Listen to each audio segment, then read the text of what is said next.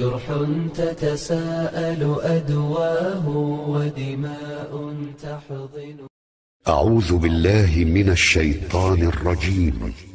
بسم الله الرحمن الرحيم. يا أيها المزمل قم الليل إلا قليلا نصفه أو انقص منه قليلا أو زد عليه ورتل القرآن ترتيلا إنا سنلقي عليك قولا ثقيلا إن ناشئة الليل هي أشد وطئا وأقوم قيلا إن لك في النهار سبحا طويلا واذكر اسم ربك وتبتل إليه تبتيلا رب المشرق والمغرب لا إله إلا هو فاتخذه وكيلا واصبر على ما يقولون واهجرهم هجرا جميلا وذرني والمكذبين أولي النعمة ومهلهم قليلا إن لدينا أنكالا وجحيما وطعاما ذا غصة وعذابا أليما يوم ترجف الأرض والجبال وكانت الجبال كثيبا مهيلا إنا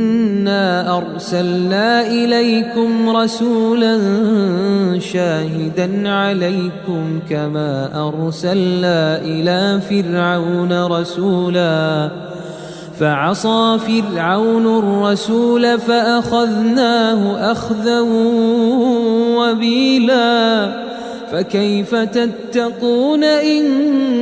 كفرتم يوما يجعل الولدان شيبا السماء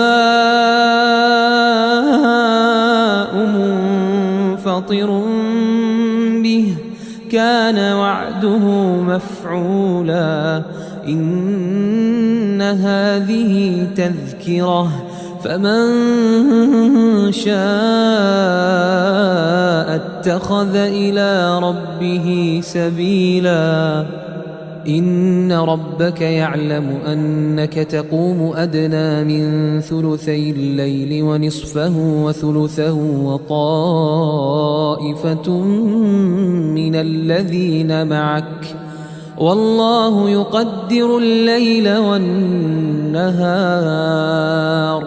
علم أن لن تحصوه فتاب عليكم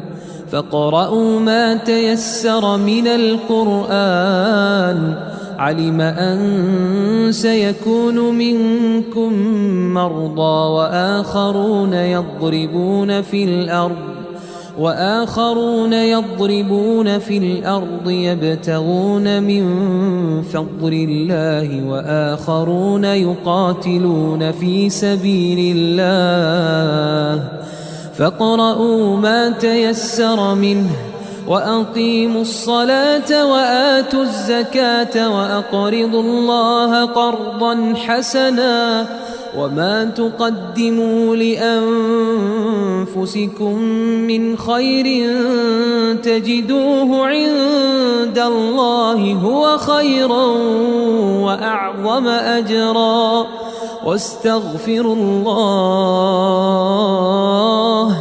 إن الله غفور رحيم.